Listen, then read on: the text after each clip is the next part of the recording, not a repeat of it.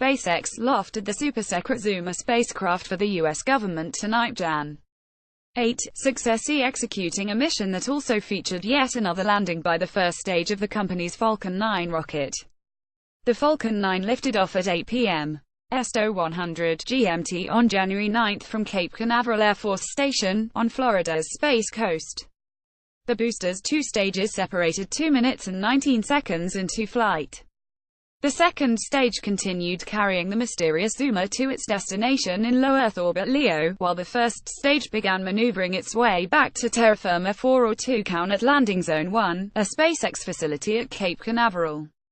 How SpaceX lands Falcon 9 rockets. The first stage aced at landing, a little less than 8 minutes after taking off. A SpaceX Falcon 9 rocket carrying the secret Zuma spacecraft for the U.S. government launches Space Launch Complex 40 at Cape Canaveral Air Force Station in Florida on January 7, 2018, and this still from a SpaceX video.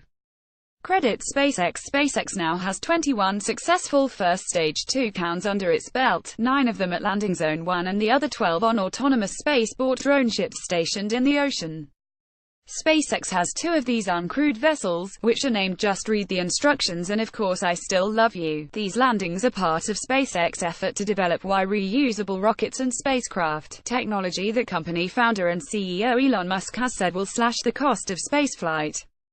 To date, SpaceX has reflown 5 of these landed boosters, as well as 2 of its uncrewed Dragon cargo capsules, which make resupply runs to the International Space Station.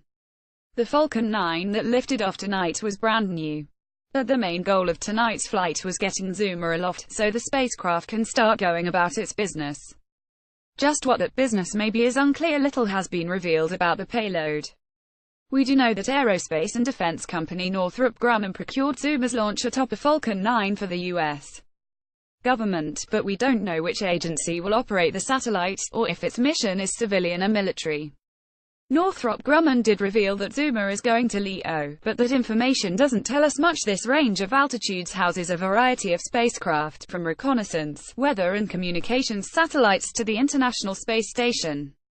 And we don't know what Zuma's exact orbit is, though it's a safe bet that amateur satellite trackers will be working hard over the coming days and weeks to figure that out.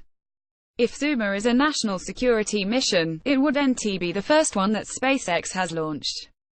Falcon 9's also launched a satellite for the National Reconnaissance Office in May 2017 and the Air Force's robotic X-37B spaceplane this past September. The Zuma mission was originally supposed to launch in mid-November, but SpaceX stood down for a while to study data from payload fairing tests performed for another customer.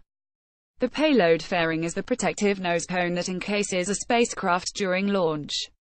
Follow Mike Wall on Twitter at @MichaelWall and Google. Follow us at space.com, Facebook at Google. Originally published on space.com.